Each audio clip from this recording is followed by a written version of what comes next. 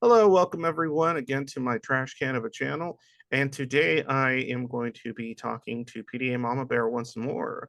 Last time we talked, we focused more on PDA itself and some of the issues associated with that and various tips for parents and things of that nature, because that's the kind of work that PDA Mama Bear generally does and concentrates on. But today we are going to be talking about being a parent and having schizoid adaptations or SCPD or schizoid personality disorder or whatever you want to call it. There's a million ways. I just go by Zoids, but most of the time. But in any case, being a Zoid and being a parent, a lot of schizoids that I talk to basically can't even fathom the idea of being a parent. When they try to conceptualize it's just pure aversion or pure discomfort or worry or just anxiety or just ambivalence. Like, I'm never doing that. That's not something I'm ever going to do, ever, and so on and so forth. And I've actually had people ask me, because I am also a parent and I also have schizoid PD. How are you a parent? What's that like? Isn't it scary? Isn't it terrifying?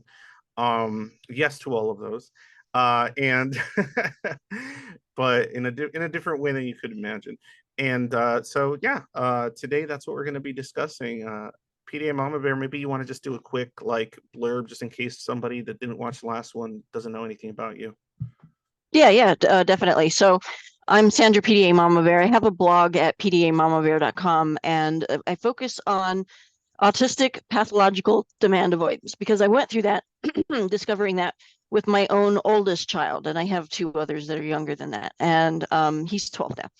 So I've had relative success with him. So hence why I started the blog, and I do some webinars and some other work out there, coaching parents and everything too. And along the way, I got my own schizoid diagnosis as well. Turns out that just fits me better than autism. And so he's got the autistic PDA diagnosis. I've got the schizoid diagnosis. And I see a lot of overlap just between him and I. And I've also kind of used some of the more schizoid type approaches in raising him in order to help handle his PDA characteristics, which is the capability of throwing a meltdown the more you pressure them. And so we had to figure out that it's relieving the pressure rather than adding the pressure. I can tell you more if you want about how the schizoid philosophy helped with that, the concept of the self and allowing him to protect his self and his autonomy and so forth, especially in regard to how I treat him, right? How Yeah. I think about him. Yeah. So, but Yeah. yeah, that's me in a little bit of a nutshell there. Perfect, So, perfect. Now, mhm. just because it was funny last time, because all we did was talk about mostly that son, because that was the subject. Now, you have three kids, correct? Yep. Hmm. Three children. So the oldest 12. Hmm. Next up is 9, and nine, he's a boy. Yep. 9 boy, and then the youngest is 5 girl. 5 girl. Okay. Yep. So that's a whole new challenge for you right there, the 5-year-old. Yep. Well, girl, Hmm. changes a couple Yeah, of things attitude wise and concern wise. So definitely. yeah, for sure. So I'm gonna start with my first question. And now I'm excited to interview you on this subject because I don't know that many schizoid parents, right? I know most of the people that I talk to daily, that watch my stuff, a lot of them are in their like mid to um, like low to mid 20s, and some of them are in their late 20s, early 30s, but almost none of them that I talk to have children or even have an interest in children, right? Hmm. So, and the ones that I do know have kids, generally, which is really interesting, are the ones that are the most reclusive sometimes. Hmm. Like I can't, they're usually they mostly lurk, or they're older. They're usually like in their mid 30s or late 30s, actually, like, so around my age, like, well, I'm saying late 30s, almost 40 now, but in any case, they're just around that age, and they'll post things, but they don't really say much. They'll mention that they have kids or they'll send me a DM or something about like or leave a comment on my video about like being a parent and schizoid, but that's about it, right? I don't really see them popping on BC having conversations with people or anything like that. But so I want to start with and that's why, like I said, I'm excited to interview you. Um, I want to start with this first question, and I think it'll kickstart the general discussion as we go here. So, what were your thoughts on children in general and the thought of having kids before you had them when you were I was younger? terrified. I was terrified. Yeah, So, tell me about that. I hadn't gone to the point of saying like I don't ever want kids. I wasn't thinking that, but I was definitely putting it off and putting it off and putting it off just because the thought scared me, right? Like I didn't really know or feel like I understood much about raising children. I wasn't sure how it was going to go. And but I wanted to populate the world with more of me, obviously, at some point. So I was still I interested. think that's part of the what's funny is that I think that's part of the reason some of the schizoids don't want to have kids, because some of them don't want more of them, because of some of their self-image, and also because of their ideas about the world, and wanting to, Yeah. I let's just say I've come across a significant amount, not all obviously, but I've come across a significant amount of anti-natalists among schizoids. So Yeah. yeah, but go ahead. Sorry. Oh, that's okay. So, yeah, I ended up waiting, I think, until my 30s, if I'm not mistaken, before having my first kiddo. And I think, let's see, I was probably married to my husband for already a good 8 or 9 years when we did finally give it a go. And I just also remember getting a pregnancy test back. And it was like, should have been happy, I guess, but I was also just massively still terrified. Like, oh my God, this is actually happening. And so, What yeah, made I what made what made you over like what made you want to go, this is scary, it's so scary. I'm still gonna make a baby. Like what made you do that? What was like just the push there for you? Um, it really was a little bit of figuring that I was going to take over the world one child at a time, and the idea that I did feel that having children would add something enriching to my life, right? And maybe that's potentially comes from the possibility that as far as relationships go, I really only recognize my family. I have this giant gap, this air gap Mhm. in relationships with friends.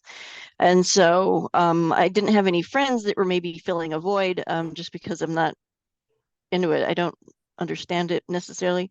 So Sure. I wasn't necessarily afraid of the idea of family, though, and entering into having a child. Mhm. As far as like as just as an overall concept, but I was definitely terrified of the reality of having a tiny little baby screaming and needing to be fed and its diaper changed. That is definitely a part that So, terrified so, me. so part of the terrifying aspects of it, I would say, before you had kids, that you were kind of more like, I don't know if I want to, maybe I will, maybe I won't, I don't know. I kind of do, but I'm pushing it back. I'm pushing it back. Is it because of that sense that like they were gonna just strip parts of your autonomy off you, like your ability to Um, sort of like just be yourself and do what you want to do when you want to do it?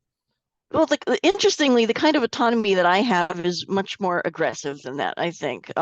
So I really just that's been my entire life, by the way. I've always felt highly, assertive, over, feeling like I have the capability to create any reality that I want to create. And so I didn't necessarily have Like any if you fear with work toward regard it, you to mean like that. you could do anything if I work, if I put my mind to it, that kind of attitude.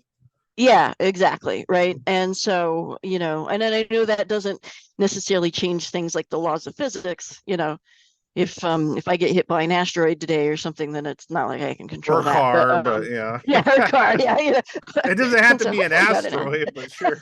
well, that's That's as very random as you can get. grandiose. So yeah, yeah. Right. As a If an yeah, asteroid hits you, it is your time. Right. yeah, There's no exactly. argument. Yeah. So, but so I think my lifelong assertiveness helped prop me up with regard to not worrying too much about the autonomy piece. Um, but it's funny because I was still absolutely terrified of how the reality was going to actually be in comparison to my assertiveness that I used in the rest of my life.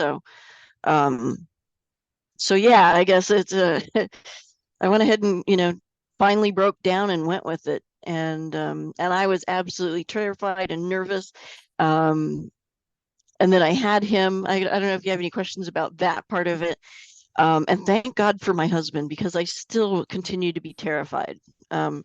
So my husband did a lot of the diaper changing and things like that as Mhm. well. So Well, so that was definitely critical, I would before we say. get, I don't want to jump ahead to that quite yet because I have a little Mhm. kind of pre-question that I think is important because this is probably a question that it's kind of related and other schizoids would definitely want to know about. Um, what? Let me see here. How did you meet your husband? And how did your adaptations, as someone that has these adaptations, affect the relationship maybe early on? Maybe there was a couple times where you had cold feet because it was like maybe engulfing or something. Just like the ups and downs during those kind of 6 years you said before you had kids.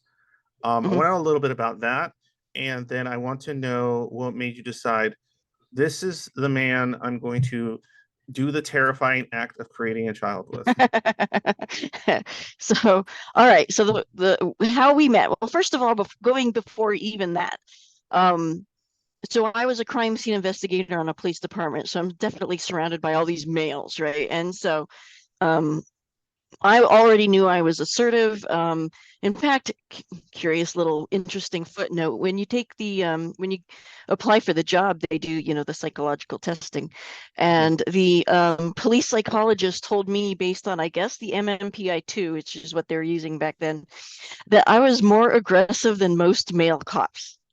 So I was like, that's interesting, right? So I'm not even sure what the MMPI-2 is turning What do you mean by up on. aggressive? Like just being like, this is what needs to get done. This is what needs to Yeah, go.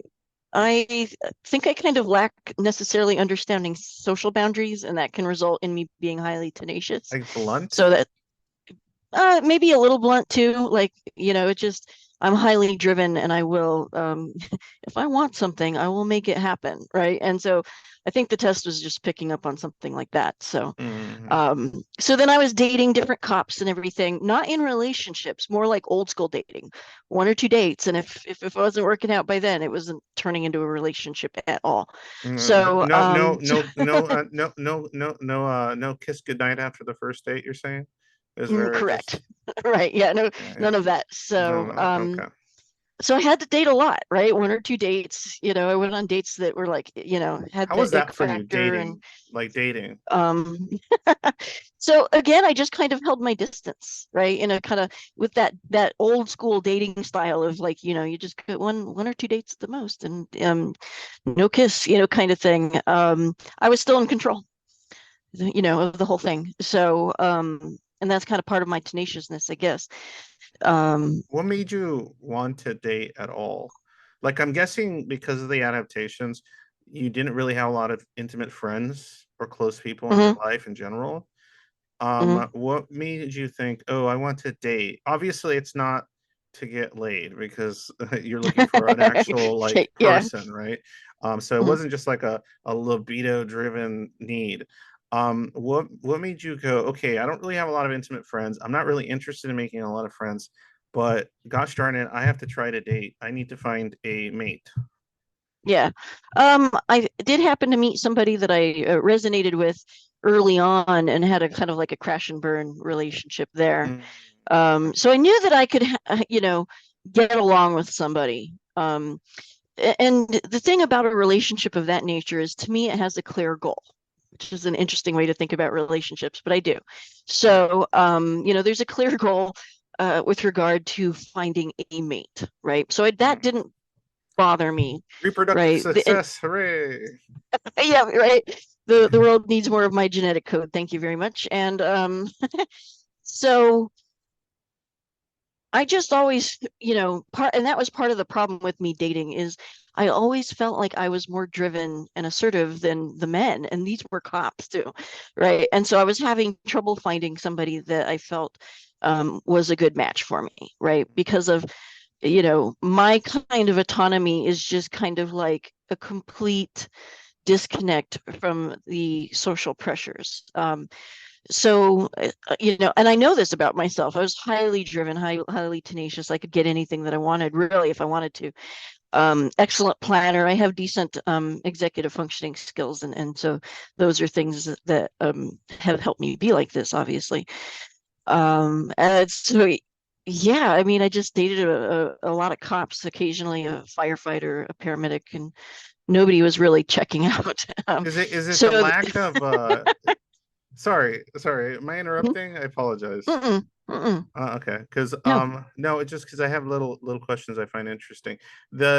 Is it so one of the issues was they needed, I'm guessing you were looking for a guy at the time that could push back enough and pull back enough when it comes to To like outmatch me, which is hard to get. So, yeah what really so basically so it's interesting. Okay, anyway, just go ahead and keep continue. going. So Okay. how did you find him? Right. Okay. So I was looking for my equal, obviously somebody to outmatch me. I didn't know what it looked like yet, though. And so I felt like I was dating all these, different men. And it just wasn't, like, yeah, this is not working out. So it turns out that I met my husband for the first time. And I don't remember it, right? Because I was the crime scene investigator at a fire call. There was an arson call. A car got, torched, and we didn't normally handle arson. The police, or I'm sorry, the fire department handles arson. So I was freaked out with like, how am I supposed to process this? I don't have any training on fire stuff, so I was pretty ticked off too because it was a recent policy change. And so apparently he was at that call. He was a police officer and he said he liked me and he remembered me. And sometimes he will jokingly call me the Ice Princess because I have zero memory of him being there. And he tried to like introduce himself, and I was having none of it. Right. So that's when he met me, apparently. And I met him later when I actually did finally remember meeting him at a domestic violence call. So he was the responding officer. In the call, a husband threw a screwdriver at the wife and it got embedded in the wall. So he called for photographs of that. And I was the one who was responding. Yeah, gotcha. This time I remember him. And the thing that I remember noting about him is, I was talking to him at his car and he had some college books on his passenger seat. So I was like, oh, you're going to college? Right. And so that's what So you thought, actually oh, this guy initially, might be well read, or yeah, yeah, yes, exactly. we Right. could have interesting conversations. Exactly. Like he may Okay. be as driven as me, right? Well, it Oh, that turns too. out, Yeah, that too. Yeah. yeah, so it's like, oh, this dude's going somewhere. He owned his own house by then too, although he had just recently purchased it. That was kind of notable. I'm like, check that out. How do you, purchase his own house? And not with some girlfriend. That just kind of demonstrated that he had a little bit of his driven nature as well. um, all kinds of little things that were coincidentally pointing to us eventually meeting is we used to both drive Camaros and park next to each other in the university parking lot, although we had not met yet. That was Gotcha. before we had met. Yeah. But we remembered each other's cars. I was like, you A were little the bit red of Camaro? serendipity, right? Okay. Exactly, right. Okay. Here's something that was funny too. There you go. Is I dated his training officer before I met him. That's pretty so funny. so so Yeah. I remember going by my future husband's house with my training officer, and not my training his training officer, my Mhm. uh, short-term dating, situation there. And Yeah. so it's like fate was just trying to bring us together. Interesting. um Were you the person that would ask the guys out on a date? nope. Mm-mm. Okay, they would ask you. Okay, because I didn't know how Mm-hmm. assertive you were being. You know what I mean? So you know what I mean? Like you, me, date. Part of my control was being able to get them to ask me. Yeah, because then it's like, yeah, it's part So, of the, I get it. yep. Okay, so once you met him, what clicked that was different, and then eventually, how did that turn into I'm gonna have kids with this man? So one of the interesting little tests that he passed was he picked me up at my house. I was renting a room in a house, and he picked me up there. He saw that I had the Camaro. We didn't know that we both were both into Camaros at the time. My license plate said rat race. And so because I'm into rats. And so he By looked the at my way, car. a lot of schizoid rat lovers out there. A lot Oh of them. yeah, I totally believe it. I love the trash babies myself. I'm a fan. I think Trash they're really babies. Oh, cool. that's nice. Yeah, I like them. They're really cool. Like all kinds. Yeah. Possums are really, really cool. But anyway, Yeah, go ahead. they're cute. Hmm. So he knew my car was a V6, so he didn't quite figure out, because a rat motor is actually a V8, Um, so he gets in and I have him come in for a few minutes, and I've got the rats in a giant aquarium, right there in my room. Hmm. And I'm like, hey, check out my little, rats here. Is that And exam number one? Exam that's is like one of the Do they exam. Yeah, like the exactly. rats? Do they Because like they're the not rats? going And anywhere. The rats aren't going anywhere. exactly, right. Yeah, yeah. I've had over 60 rats in my entire lifetime. So um it was hard not to go into a pet store and not save one that was in there. And but anyway, he didn't have a big overt reaction to the rats. He had oh, look at that, and he was able to just pick them up and start handling. He had never had rats before. And so that was immediately important to me, because one of the things that I now know, especially now that I've thought a lot about it, that I needed was somebody who didn't jump into judgment right away, right? So that actually is something that like fits well with my assertiveness, is that they're laid back. So it turns out my equal match was, is chill. So he was chill. And I liked that about him. He didn't have major reactions to things, especially things that would be negative. I would date other guys and they would have reactions and immediately dump Have you their showed them opinion the on. rats? Like you would show them the rats ever? And they Yeah. would be And like, if they, ugh, ugh, exactly. rats. And that was a Gross. deal breaker. That was a total deal breaker. So you would just force yourself to go on the rest of the date at that point?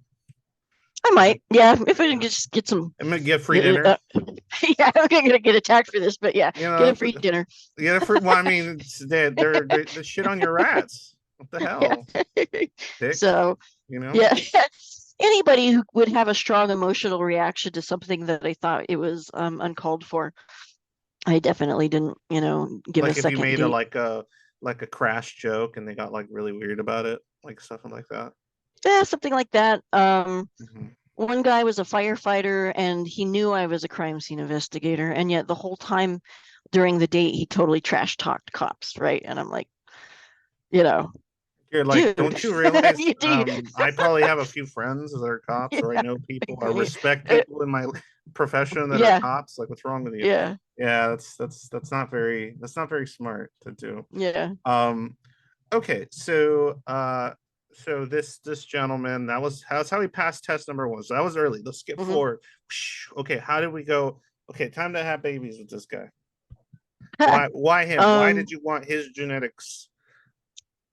just because of his he was cool and chill. He um didn't activate my defenses because of that. Mhm. In fact, early on, actually, within the first couple of weeks, I did start to get into a relationship with him. He was a contrarian, which is not going to work with the autonomy thing that I had going on, right? My Mhm. tenacious autonomy. So it was wanted And to I debate told you on everything. he would just kind of playfully say the opposite, but he did it so Mm. much I was getting really tired of it. And so I just upfront said, hey, this is pretty much going to stop, because I can't do a relationship like this. And he changed. He absolutely changed, and he has been changed and different for the rest of the time, right? All the remaining 20 years, right? And so it was a nice match for me again, because like he didn't always just dump on the world or me or anything. In fact, we're the kind of pair that we rarely ever fight, because Mhm. we just don't approach the world like in a snippy, snappy sort of way. We don't snip, or what is it? We don't snap at each other constantly. Well, you did that. The other day he Not too parked much behind my passive aggression and stuff. correct. Yeah, Yeah. he parked his car behind mine, so I couldn't get out of the garage. And I realized that other couples might snap at each other for, you left your car behind mine. Why did you do that? And the way we handle each other is, I just said, hey, your car's behind mine, right? So we don't live with a lot of emotion, especially a lot of negative emotion in our household. And we both naturally operate like that. And it's a perfect match, right? So So I temperament, huh? It's very temperament, important. yeah, exactly. And Okay. so Because you don't fly off the handle almost ever, right? In general. no, no, no. I can, if I'm actually getting ticked off at inanimate objects, that will definitely tick me off. Like your computer not working. Yeah, like my computer not working or a drawer not opening. Have you ever had that where something's stuck in a drawer Yeah, that's and really you're like, annoying. you're trying to, yeah, yeah, I have definitely Mm. ripped drawers out of. I'm like that about stuff related to my work. Like if a recording device, if streaming stuff, like if Yeah. that stuff starts like, oh man, I just start cussing like a sailor. Like, Mhm. yeah, yeah. So I Yep. relate to that. I understand. Yeah. And okay, so that's what that led up to. All right, so Mm-hmm. let's jump ahead here.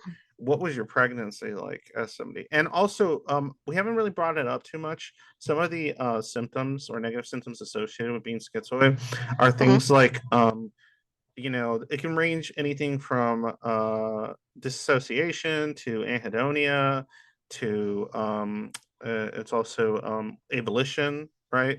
And things of that nature. What part of those things would you say impacted you, say, during the build of this relationship, the pregnancy itself, and maybe the first year of your child? Yeah. Okay. I don't have any problem with anhedonia actually, and the only disassociation I would say I do is when I would disappear into my fantasy world, was just pretty much anytime I was just bored, I would go in there. Um, but I was able to do that at will, fortunately. Just because I could and I did it a lot doesn't mean that, I would do it So it like I was would never phase too out when much I of a wasn't supposed to. problem. No, I was in control of it. I was definitely doing it, but I was in control of it. And so that ended up being good. So the pregnancy, normal pregnancy, he was a big baby, and but everything went as planned, and but I didn't like the sensation of it at all, and so that it was uncomfortable. And interestingly, this may be TMI, but when trying to do this may be relevant for other mothers out there, so it's a little bit of a public service message. Um, is there's something called a dysphoric milk ejection reflex, or DMARE, and it is a totally atypical sudden drop in mood rather than an enlightenment, or you're supposed to breastfeed and it feels great, like, oh, my cute little baby, Yeah, right? And yeah, so yeah. for whatever reason, the dysphoric part means that it suddenly drops, and it's not just that you're tired of it or anything like that. It's clearly a chemical reaction problem, and you just almost have like this little mini panic attack, like you're gonna die right there, and it lasts about 2 to 3 minutes and then it's gone. And so I had that. So I actually, so I don't know if that has anything to do with being schizoid, but I feel like I might as well mention it. No, of It's course. tall, yeah, it totally sucks, but it was tolerable, and in part, so I did the breast pumping thing. And so thank God for my husband, because he would wake up and bottle feed the baby the milk that I was pumping, because I did not want to hold my baby and have that dread feeling. Oh, So, so there was some kind of anxiety just from holding the baby and feeding him even with a bottle. yeah. So, Be- it wasn't caused by him. It was definitely neurotransmitters that were crossed, but I didn't want that horrible, horrible feeling to be while I'm looking at him, right? You didn't And want to to be associate experiencing that terror or whatever with your, with the him. child that you care for. Yeah, yeah, Hmm. that makes perfect sense. Um, as far as as far as like other aspects, because obviously I'm guessing you dealt with things like anxiety in general. Hmm. So And I'm not sure, but did you ever deal with bouts of depression or anything like that, or mostly just anxiety? Mostly anxiety. It's my dynamo, essentially. Yeah, Right? You know how that is. yeah, yeah. Possibly some depression-like stuff in my teenage years, but I would call that probably fairly typical for being a teenager, and a lot of Mhm. angst and But what and all followed that. you was the anxiety mostly. Yeah. Yeah, that's kind of that's And something that stayed with you. So the reason I ask is, how did your anxiety, and I'm guessing some of the anxiety would get triggered by those kind of adaptations, right? Schizoid stuff would probably, like when stuff would trigger that, it would probably, I'm guessing that's what would cause some anxiety or significant amount of it. yeah, Hmm. so and a little to actually know where I think I might have started developing my my schizoid type traits. My first split would have been occurring between emotional and logical or cognitive when I was like circa third grade. So, Hmm. Yeah. and I had that Hmm. same kind of dread anxiety. Um, I might have told you this last time we spoke, but I had that dread anxiety, and it separated my cognitive thoughts, Hmm. trying to get my emotional anxiety to stop. Yeah, And yeah. when the anxiety did finally lift, I found that they were still split. So I had this very constant cognitive side, always analyzing the emotional side, and they were Hmm. Okay. separate. Oh, So, okay. Thank you for that. All right. mhm. So we talked about the pregnancy. So we talked about the great milky terror um that happened. So after did you have any trouble at all? Because I know some schizoid parents that said they have, other ones are worried that this is going to happen. Um, did you have trouble at all connecting to your first child initially? Yeah, yeah. Because I was such a nervous mom.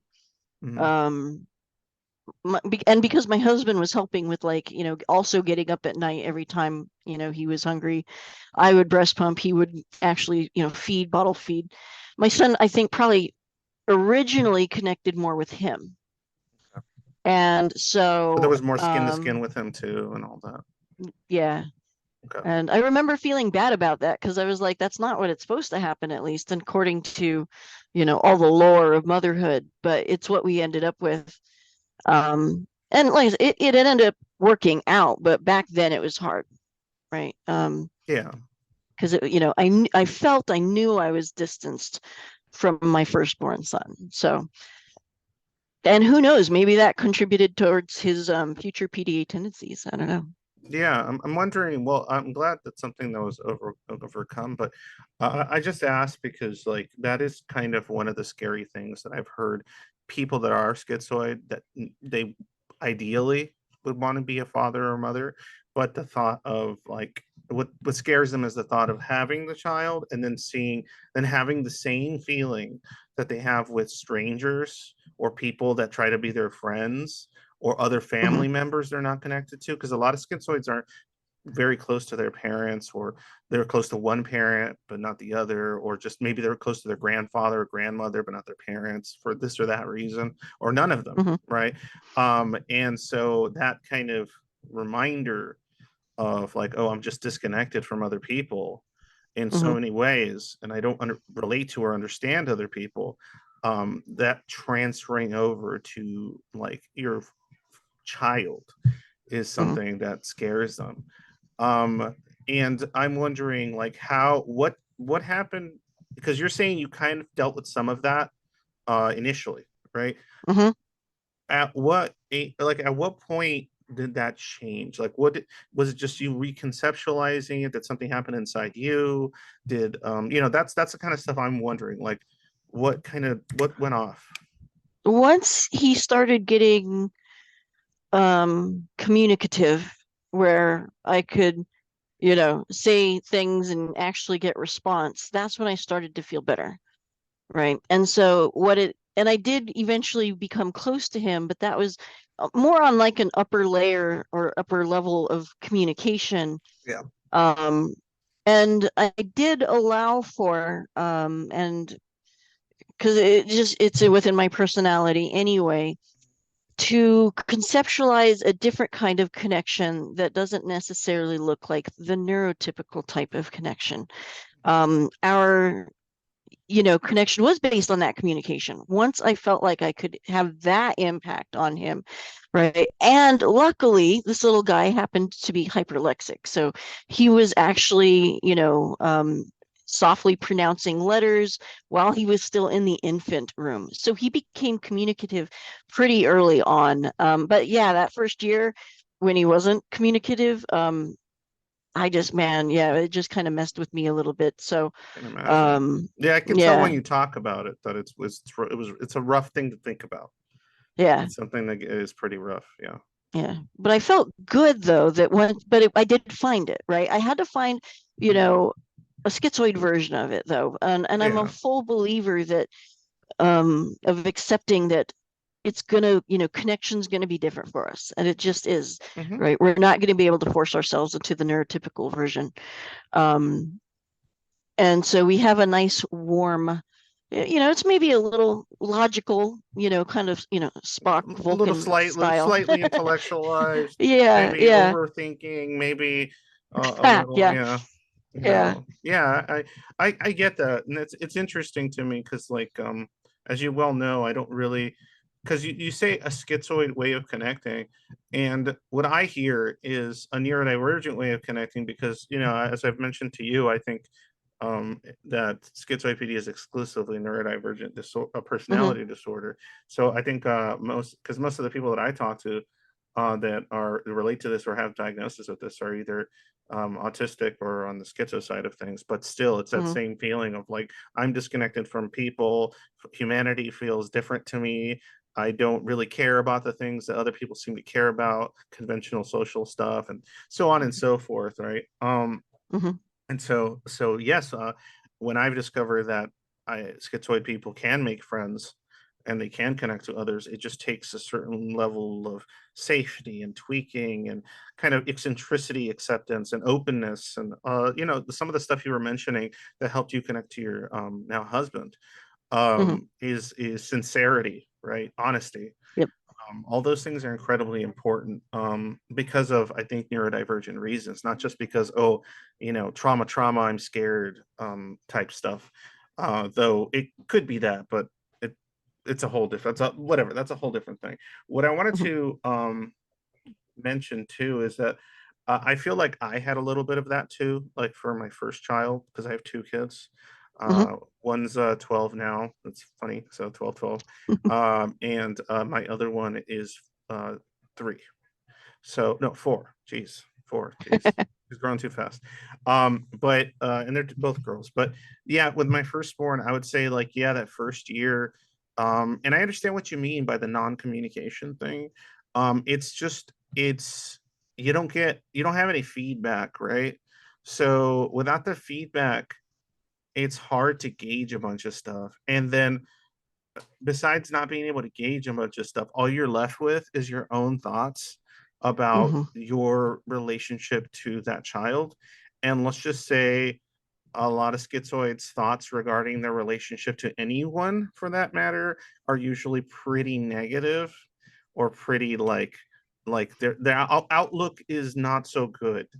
And so yeah, so all you're doing is ruminating on some of those Hmm. thoughts. And I think in my case, the way I dealt with it is I kind of was sort of, I obviously helped my wife with everything too, but I was a little more like robotic about it. I think a little more detached sometimes. And I was just basically going like, this is normal. This is normal. It'll kick in later. I'll feel like more excited and internally like happy about all this. And so I think I like turn sometimes to like escapism, and things like that.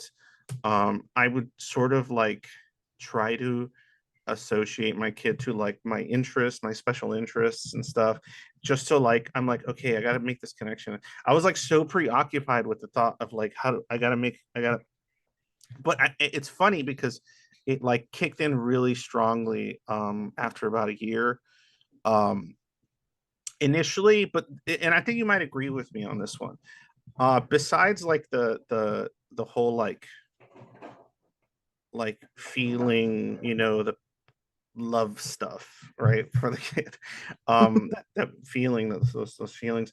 Um, when I first saw my kid, like just when they were born, like, I cut the cord, all that stuff. I still had that sense of like, I will do anything to protect this little creature.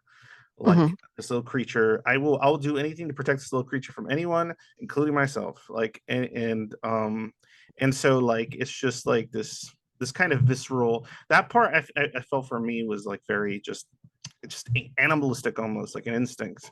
Like, I am a mammal, this is my mammal baby, and I will gnaw anyone's face off that tries to hurt it, right? So but I'm guessing you know what I'm talking about, right? That Yeah, kind of yeah, that kind of feeling of like I'm responsible, I created life, this is my responsibility, this is my, like, I'm, you know what I mean? It's just like this, there's almost like all this ethics and stuff in your head about it, and like, yeah. but anyway, let me continue. So did it get easier with the second kid? Like, was that an easier just clicker, or did it still take until they started talking more? Yeah, it was easier. No, Okay. I wouldn't call it like miles different, like, oh, I immediately felt all that love, Yeah, felt yeah. all that love stuff. My husband still filled the same role that he did before. We still did the breastfeeding thing, sleep, wake up during the night thing the exact same way because I still had that issue. Did you attempt to with the second one, and then it came back and you're like, I can't? Yeah, exactly. Yeah, okay, that's kind of That's what what I I thought. did with all three of them. Yeah, And so I yeah. only did the breast thing for like 3, 4, 5 months, probably not even longer, definitely not longer than 5 for all three of the kids. So Hmm. they got a few months, but Eventually and the for anxiety would kick off and all that, right? yeah, and so my middle child, so it was easier. The sleep still sucked, obviously, right? Yeah. But I still couldn't quite do the connecting on level on that piece till he became communicative, right? So that's Yeah. when I was able to show up, is once I could start talking. And even if it was just kind of like baby talk kind of stuff, when I was able to influence him, um, it got easier, And he's able to give you definitely. feedback about your behavior or what you're doing. Like, is that what Yeah, makes it easier? Is that you're seeing them react to what you're doing, and then okay, what I'm doing is equaling this result, right? correct. Right. Okay, yeah. So I doing this, they laugh, they giggle. That made you feel like, oh, cool. That's neat. Right. That makes me Yeah. feel good. I feel happy about this. Okay, Right. cool. All right, interesting. I sorry if I pry too much. It's so fascinating to me understanding this Oh stuff, no, I'm good. and I'm good. I relate to some of the stuff that you're mentioning too. So it's pretty cool. Um, but you said it got easier. Is part of the reason it got easier because since you saw what happened with your first child, you thought, okay, it's just a matter of time Yeah. I knew how it was supposed to go. for you. Like, Just what that was smidge of familiarity was enough to make it a bit easier. And number three was even easier? yeah, in fact, and I don't know if her being a girl had anything to do with it, but I was able to bond a little bit sooner with her than I was with the boys. I don't know if that changed her personality or if that was just her personality impacting me. But well, even now that she's 5, actually, she's got a lot of different personality characteristics where she's very responsive and will give you like a total back and forth exchange. And so I was able to get to that communicative, responsive state sooner with her. Hmm. And that brought me closer to her sooner as well. So, Hmm. and also again, now the third time, right? Third time's the charm is what they say, right? So, Yeah. um, Yeah, it makes sense. that, I mean, the fear is going to subside because first two, your process. You had a process at this point, right? That yeah, you were like, oh, this is how I function. This is how I process. yep, Okay. And it's going to happen and I don't have to worry. yeah. Okay, interesting. Cool, cool. This is really fun. Okay. So let's see here. What part did okay, this is what's interesting because it did impact me. Did having kids and developing these connections, did it make any of the other aspects of your adaptations easier when it comes to connecting to people in general? Or did that kind of just stay the same and they were just unique in that way? My connections with other people didn't change. Mm. But I did kind of find my, mothering identity. Um, which is interestingly, when I was a little girl, um, I didn't even consider mothering a legit thing that I was ever going to do. I was so career focused Even that, as a kid, huh? Jeez. yeah, even as a kid, yeah, totally. My mom used to say, you could do this or you could do that. You could be all these kinds of things, but you could also be a mother too, right? And so I don't know if she did that accidentally or what, but or if that caused it or I don't know, right? But I never thought of mothering as like something that I would end up doing. It was always about career. And here it comes where I find out that probably I think my best skill ended up being a mother, right? Because, PDA first child, ADHD second child, right? And we're not sure about the little girl. But between my coaching and my blogging and everything, You have a passion raising them, for children and parenting. yeah, and That's which is interesting. totally not something that I ever expected to happen. Yeah, yeah, because it So, isn't just like, oh, I love being a mother. It's like you like you have like a special interest in the subject matter of raising children, especially neurodivergent children, the issues that come with that. And I'm mhm. guessing, did that make you like more fond of children in general, or are you still just kind of like, it's other people's kids. I got my kids. I don't really like have like I a like it. constant. Yeah. I like it when I can do the psychology thing. Okay. Like, when I pick them up during the daycare, I look around, who's not being included or who's off in the corner by themselves. Or sometimes I walk in the room and somebody, maybe one of the children's like crying or what have you. One day I walked in, and this was just one time, one little boy was having trouble and he was trying to get out the door, and the staff was just having to hold the door shut. And I just remember I had, a bunch of, you know, I I pull AI art that's pretty off the internet and then have it in a little frame on my phone that rotates. And I said, "Hey, look at this. Look at, isn't that pretty?" And I distracted him like that and got him refocused, away from, his crying and trying to get out the door and everything. And so, the staff appreciated it. And so it's little things like that that make me realize, oh, I'm kind of good at this mothering thing. Maybe not the first year mothering thing.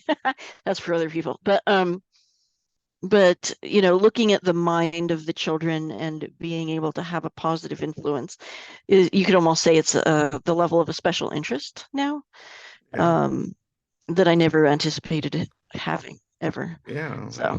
I know that's part of what's interesting about life, and also what's interesting about not occasionally opting in for things that could threaten little parts of one's autonomy, is mhm, sometimes you'll discover new things and possibilities about yourself that, mhm, without that challenge, without that uh, sort of sometimes more or less triggering sort of experiences, you mhm, might not come across if you just avoid it entirely, right? If you avoid right. those kind of internal challenges and fears.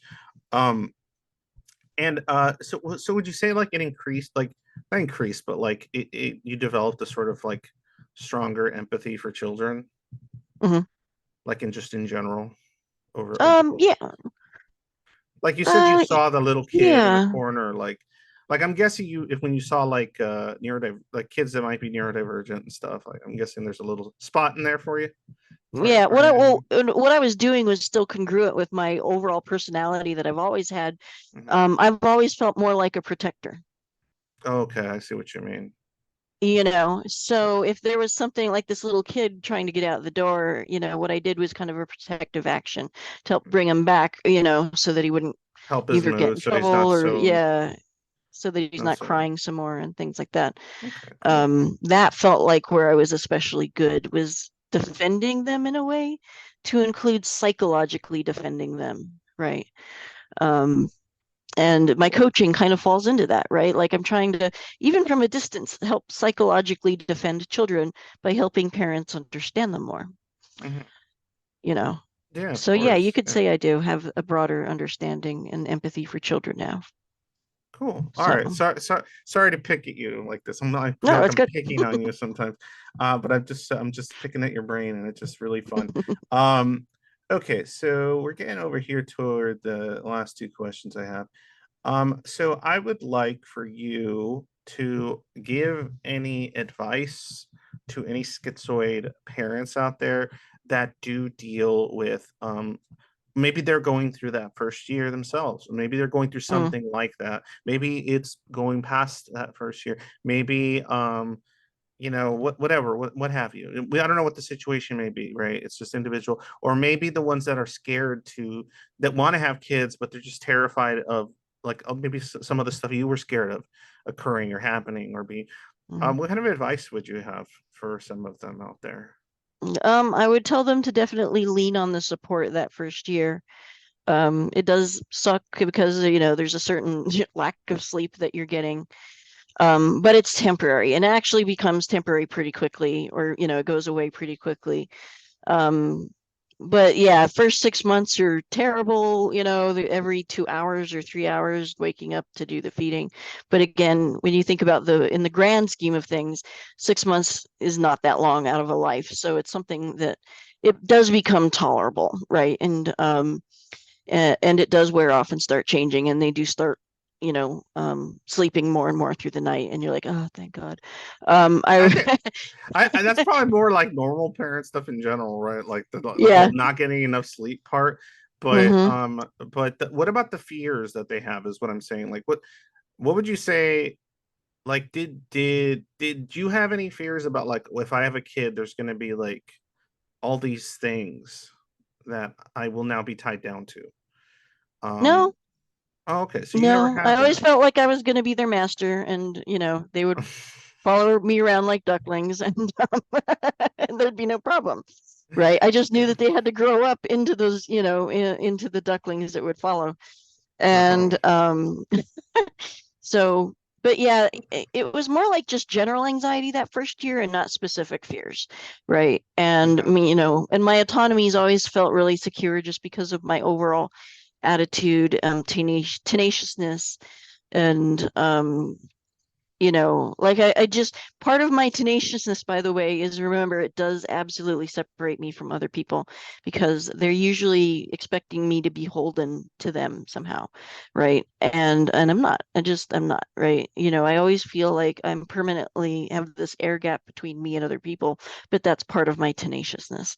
And that I Okay. get a ton of control out of that, right? So even though I could step into Understand. situations that other schizoids might think they're losing their autonomy, I have typically always felt 100% in control of that. And so one thing that I might say to schizoid in general Yeah, how do they is bolster that? What's the advice you have to bolster that kind of tenacity you're describing? entitlement a little bit. And I know that a lot of times that's used as a negative word, but total entitlement to be who you are, to not try to live up to other standards, and to realize that your standards, your definitions, right, your types of relationships, your ways of communicating are all totally legit. And so don't, harp on yourself for not fitting into a way that you've learned, oh, well, I need to be holding my baby X number of times a day and everything. And I need to have this. If that's somebody else's blueprint, that's somebody else's blueprint. You do not need to live up to it. Feel absolutely free and entitled to design your own environment. And if that means being completely different, it means being completely different. And that is okay. So I Yeah. don't know if that's going to help anybody, No, but yeah, I know, but I think that's really good advice for just neurodivergent people that feel like they have to like cater and mask to their environments constantly and things like that because it's just kind of like you essentially you give me like more what's the word, less covert and more overt sort of vibes for sure, right? mm, Like you know what I mean. You're just kind of yeah, like, oh, it's just I'm just gonna be this. Oh, social cues that I fuck up, whatever. Fuck it. I don't like them anyway. They're stupid. I hate it. And yeah, a you little know, bit. yeah, that kind of attitude. And I kind of I sort of relate to that a lot because I think it has to do with like it's almost like a fight or flight dynamic. Hmm. And I think some schizoids are more fight, and then flight. And I don't know if you went through that stage, but for me during my teenage years, that would look like misanthropy. All right. Mm-hmm. So it's just like a totally negative outlook on people. If people try to get close to me, I would just be not necessarily a dick to them, but I would just be I would just say what's on my mind. I think that's stupid. I don't like this. This is boring. And then people wouldn't like me, and then they would stay away, and then I'd be happy. So, or comfortable, right? Because I didn't really. But in any case, that's interesting. That's interesting. Okay, last question then. Mm-hmm.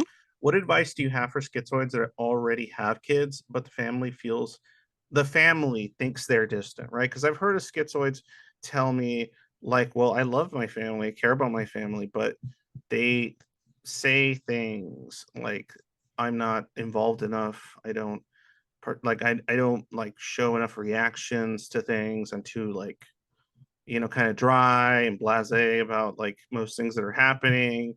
And so people think I just don't care, but I do care. Mm-hmm. Do you have any advice regarding that? I know you don't deal with that personally, but I mean, if you do, if you don't have advice for it, because I know that's not your experience, then that's okay. But do you have thoughts on it, maybe? Yeah, I do actually, just because we're not necessarily like, very emotional expressive in our household. And so, but one of the things that pulls us through is the fact that we are highly communicative, right? So that fills in a lot of the gaps, to the Communication. point that if I'm feeling bad for a day, maybe I'm sick, or I don't know, something, I'm just grumpy about something, we know to communicate back and forth to each other. I'm, totally on, NyQuil, right now, and I don't feel very good, and we will actually let each other know I'm not mad at you, right? Because we know we might pick up misinterpreted signals, and so I bet other schizoids could possibly help compensate a little bit through communication. Now the family is going to have to adjust too, right? This isn't an entire world where all the neurodivergent people, That's the you know, hard part, is getting them to adjust. yeah, I've known a few schizoids that try to do what you're saying, and sometimes it works, but sometimes it backfires like a motherfucker because yeah, they'll have family members that just ain't doing the communication thing. yeah. I would put that one on those family members, right? Don't own that as you're the one at fault. And that's what I mean about, the previous, Mhm. response that I gave about um don't feel guilt tripped into being somebody that you're not. Other people have to adjust too. And especially if you're the one trying to communicate and they're the ones not listening, Mhm. that fault's on them, on that family member. They're going to Yeah. have to adjust, right? And maybe, I don't know if a decent family therapist would help out and help facilitate that discussion. Um, so yeah, the schizoid needs to communicate with that family member or those family members. They need to learn, listen as well, right? And comprehend that there are other ways to express, and that what, sometimes the Vulcan way of expressing affection is completely okay and legit for a schizoid person, I thought the Vulcan right? way was going into some violent sex frenzy, but Oh, well, don't do that like in public with your family members around. That would be okay, weird. no, I know. I was gonna say it's kind of weird. Go pwn far all over your No, I'm pwn far talking all about over. the Yeah, yeah, boring. There we yeah, go. yeah. The So Ponfar freaking frenzy. Be like, I need to find my mate. I'll kill anyone in my path. All right. But anyway, yeah, just Star Trek nerd nonsense. And I was a Star Trek nerd. I'm guessing you were too. yep, Yeah. Always Star Trek, never Star Wars. Star Wars was fine, but Star Trek was what's in my heart. yeah. Um, yeah, okay. Well, I think that just about wraps up the questions I have. Did you have any questions for me about like my parenting stuff? Just something you were curious about? Something that maybe you're like, oh, I wonder if Well, they kind felt of like this. Yeah. some of the questions, that you asked me, I'm, still curious about you. Hmm? That what were your initial fears and what finally pushed you over the edge? The same thing too, Yeah. For sure. Okay, so my initial fears were kind of more of the ones I was talking about, which were like the autonomy things, which Hmm. was, oh, I'm gonna have like I have these ethics and these morals in my head about how things should be and things like that. And I know that once I would have a kid, that means I can't do certain things as much as I'd like to because I have to dedicate time to another little human, right? So it was like, okay, so I can no longer just spend my nights playing video games or reading comics or watching shows that I like, right? It's time to feed and it's time to help and change diapers and stay up while take turns with the wife when baby cries and things like that. And so initially before I had a kid, it was like a terror of like, can I actually deal with that? Like, can I handle that? Like losing my ability to just kind of do whatever and or live my life how I want to live it in the way I want to live it. Right. And I discovered that I had already adapted to a certain degree to that, which is because I had been with my wife, and this is what's kind of relatable too. We were together for I believe it was, oh, man, she'll kill me because she's good at remembering this stuff. But I think it was like 5 years, 6 years before we went with baby mode. I think it was like a few years for sure. Yeah. And it wasn't really for lack of her being interested. It was more like, oh, I would push it back, like you said. I was pushing it back, and eventually, when I realized, wait, I'm like, wait a minute, like I love this woman, and I'm already doing things to like change about my behavior myself in order um to kind of and she's doing similar. And Mhm. so we're making like a mutual decision of like, oh, there are some things, and this is how I put it before. I've told people, you have to um, you have to put a little bit of I to create we. So because That's cool. yeah. So because we is powerful, but you have to be like, okay, what parts of I am I willing to compromise slightly or in a way that I think is worth it for this person and so that we can create this we. And so that's kind of what I realized. I'm like, I've already been doing that. I've changed the way I approach certain things, right? I couldn't just be like the way I would just kind of be a dick sometimes about like stuff I didn't like, right? I would just be like, no, that's dumb. I don't want to watch that, right? I started thinking, wait, I can't do that to her, right? Like if she says, I want to show you something, or I want you to check this out, or I'm interested, can you listen to me talk about something? Just because I found it, uninteresting, I that's not a good enough reason, right? Hmm. I had to figure out a way to make this interesting to me. So then I started going, I care about her. I care about her thoughts. I care about her being happy. Me hearing her thoughts make her happy. I'm going to listen to her thoughts. It's fun to listen to her thoughts because listening to her thoughts makes her happy. And I like to make her happy and it's fun to make her happy. So I had to kind of like do that stuff in my head, right? To sort of figure out the logic behind the feelings, if you know what I'm saying. Yeah. Yep. Um, and then um, and then it kind of started feeling more natural and it started becoming more intuitive, right? Hmm. With her, not everybody else, Yeah. but with her, if it more intuitive and more.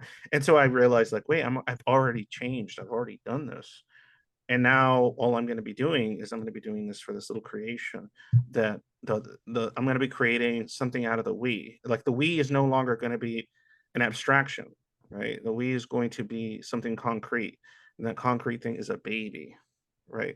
And so it's kind of like I started seeing my own like the idea of having a baby in my own schizo brain. I was just going like, wow, it's like so symbolically powerful. And so I think that was part of the part of that because I just thought like I don't know, like before it was just that fear and I just didn't have that fear anymore. And then so yeah, we went, let's make a kid. And we didn't go like, oh, let's actively go for it, but basically she got off the pill. You know, we already weren't using rubbers and stuff, and so like it was just like, you know what, let's just go, let's see what happens. We've been each other long enough. I feel like we have the power to adapt to this, so we're gonna just roll the dice on it, right? Yeah. So it wasn't really like an accidental pregnancy or anything.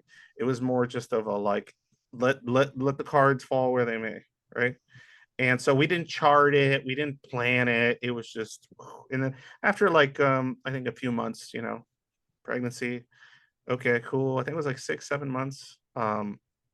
And then with the second one, it was like we actually tried, right? So that one was like a little, it was really, really amusing though, because we tried with that one. I think we had a harder time with the one we tried on than the one where we're just like, you know, whatever.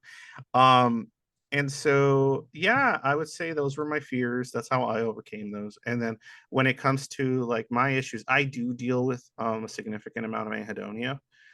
Mhm. At times it'll go up, so I'll just basically feel no pleasure, no enjoyment from anything for like hours at a time, sometimes an entire day. And then, but I manage that because I figured out it's like almost like a wave. It's like a thing that Mhm. happens and then it just kind of say goes away. And so I kind of shift my thinking during those moments. Like I don't go chase after like new highs of fun. I don't go dopamine shopping when the anhedonia is around, right? So because it's a foolish endeavor most of the time.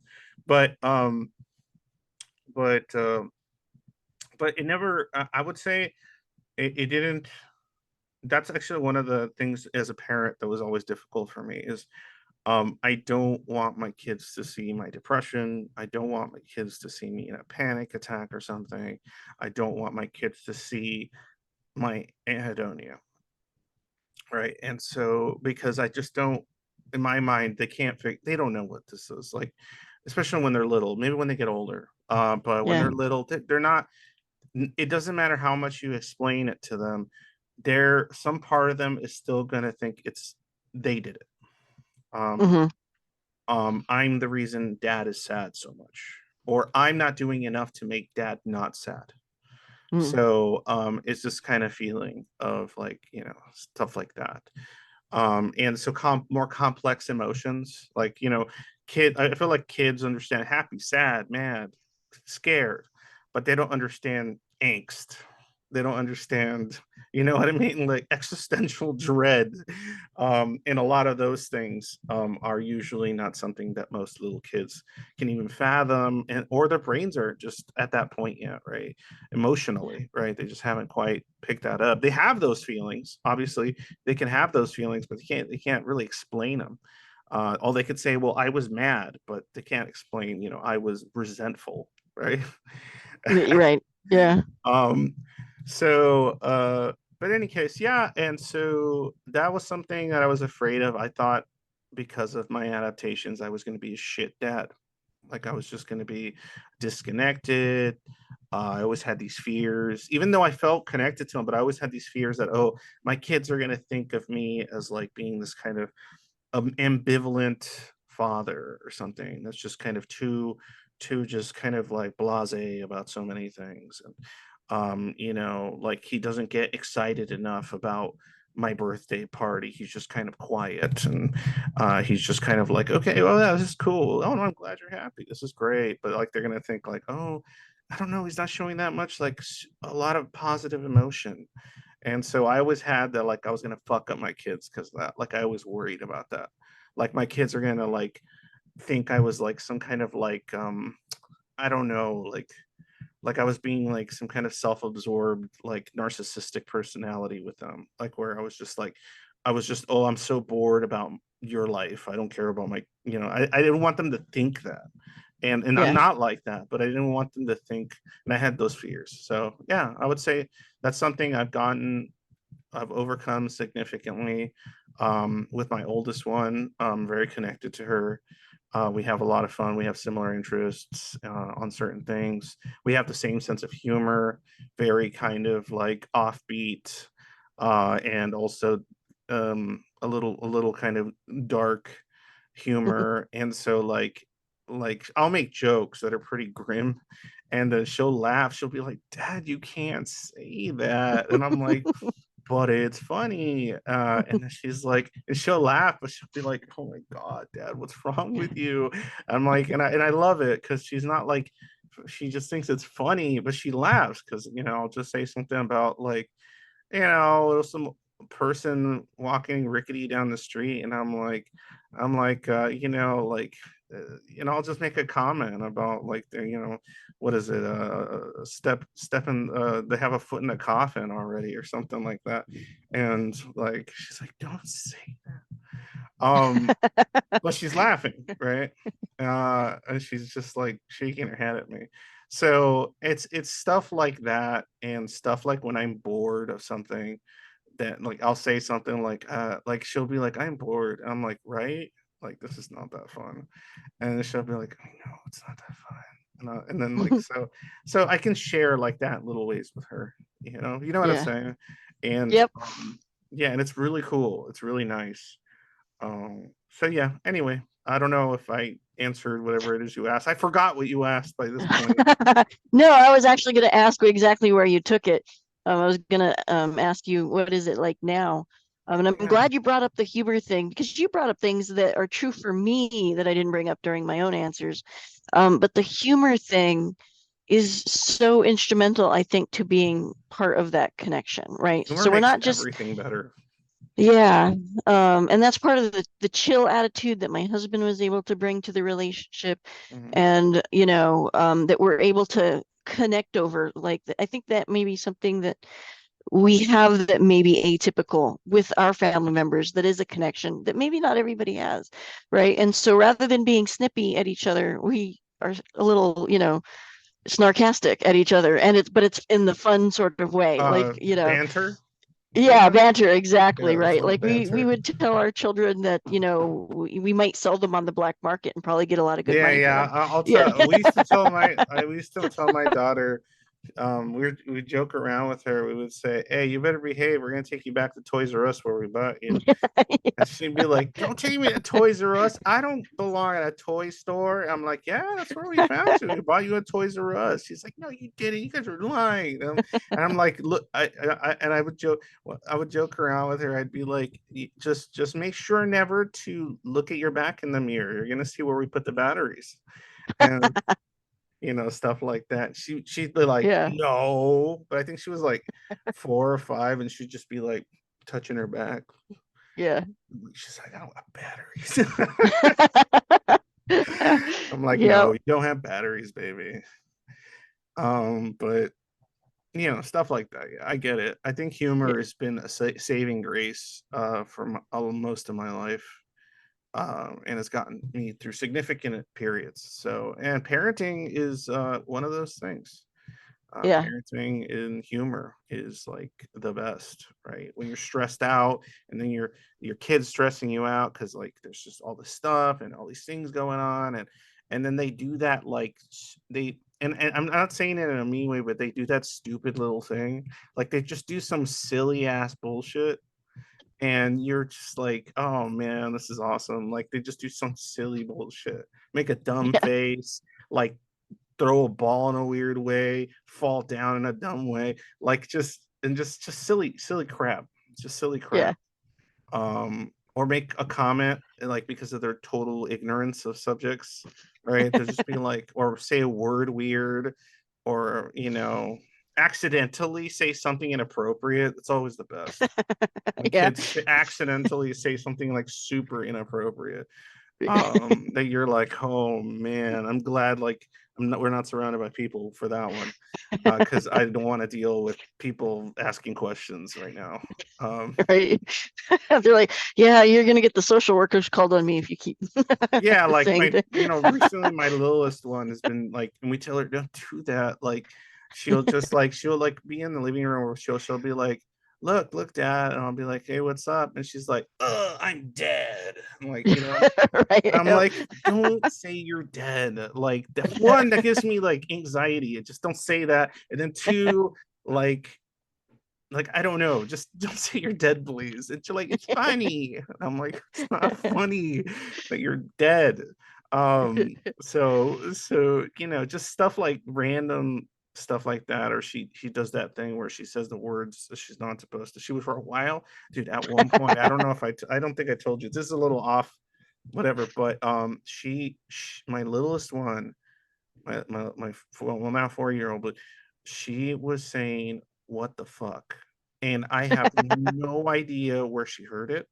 I'm guessing from maybe one of us because we try our best, but and she didn't know what the hell she was saying because she knew what the she would say what the heck, and we'd be like, it's fine. Yeah. But I guess maybe she heard a one time or a couple times she heard a what the fuck is that, and she just started going what the fuck, and I was like, I'm sorry, can you repeat that? And she's like, what the fuck? And I'm like, let's change. No, we do what the heck. The other word doesn't work. We don't do that one. She's like, it's a bad one. I'm like, yeah, we don't want that one's not so good. That one's not so good. That one's kind of yucky. And then she's like, so I can't say what the fuck, like it, she'll say stuff like, but she won't say it for that one, but she'll say it for other stuff, like, like, she'll say something like, look at my smelly butt, it's like, like, you can't say that around people, please. And but she'll be like, oh, I'm not saying, I'm just telling, or like, I heard a kid say this word, right? Whatever the word was. I heard a kid say it at school because she's going to preschool now, or kinder, or not kinder, preschool. And she'll Yeah. be like, I heard Jimmy or whatever say, you know, butt farting poop or caca. And we'll be like, okay, but that's not good. He's just saying that at school. You shouldn't be saying that at school either. She's like, I didn't say it. I'm just telling you about butt fart caca. And like, and we'll be like, okay, well, you can stop saying it now. She's like, I'm not saying it, I'm just telling you Jimmy said butt fart caca. And I'm like, She's already negotiating like a lawyer. yeah, like, I'm not the one saying, I'm the messenger here, right? That's kind of what she's telling me. And it's that whole like, don't touch this, right? And she's like, this, don't touch this. And I'm like, Yep. we just said not to touch it. She's like, this. Okay, I won't touch this. Man, goddamn, right? Yeah. Yeah, but it's those moments that are kind of precious, I think. And I'm sure you relate. I'm sure you've had moments where you're like, oh, Jesus, these fucking little Yeah. We have a book of things that we thought we'd never say. Like, yeah. I can't remember one right now, but it would be like, put down the spider or something like that. My boys would pick up spiders like you would not believe. I have photos of them with giant wolf spiders in their hands, and You're apparently they like, don't bite as, really? yeah. And They're not venomous, are they? Wolf spiders, or are they? nah. If they do, it's a tiny, you know, Yeah, but you still don't want for them to bugs. get a spider bite on their arm or face or something, right? So, Didn't bother them, and then they never got bit. That's oh, they never got the other bit. thing. Oh, yeah, Yeah. perfect, worked out. So, but I think the humor is so important because since we're kind of prone to anxiety, the humor almost can't occur in the abs or in the presence of anxiety, and that's so critical for us, I think, and probably healing, I would imagine, as well. It diffuses anxiety sometimes. Humor, like Yeah. sardonic humor, can diffuse Yeah. anxiety. Yeah. So Yeah. All right. Well, cool. I think we're good here. I think it's pretty late for you, I'm sure. And so, Yeah, yeah, I don't know if you're a night owl or not, but I um, am. oh, okay, well, there you go. But in any case, well, thanks a lot. I appreciate hanging out, talking, answering those questions really honestly, and I'm sure there's plenty of people out there that will hear them and find it interesting. And as we were talking about before, this won't be the last time we talk. So, Yep, and hopefully you make that channel one day. I So will. I because will. I'll start sending people over. I'm sure they're curious after today, especially. They're probably curious. Like, yeah, I wonder what their thoughts on this and that subject is, and because God knows some people will find you far more interesting than they ever find me. Um, And okay, guys, remember it's pdamamabear.com, correct? Yep. pdamamabear.com. Check out the site, check out the reading and the stuff there. If you are the parent of a child with what you believe to be or is a diagnosed sort of PDA or whatever, depending, this is the person to contact to get some tips, especially if you're a neurotypical parent or a parent that doesn't understand this stuff and you just need a little help and some advice on how to handle it. This is somebody that knows a lot about that. And also, guys, remember, if you like the show, if you like the YouTube channel, I do streams on Saturday and Tuesday are my more topical streams. Thursday is kind of my I don't give a shit, I'm too tired stream. And so that one's just kind of more relaxed and I'm just doing whatever. And if you just were looking for groups to hang out with and you're a schizoid, go to the Zoid Void on Discord, look it up on Disboard, or you can just search for it in the exploration section of Discord itself, and you will find us, the Zoid Void. It is vetted for the schizoid portion, so you have to put in a little application, answer some questions. Me and the moderators decide, and then it's not really about elitism or a club. It's more like we like to keep it chill and relax there, and it generally is. All right. See you bastards later. And remember, when day is dark, always remember happy day.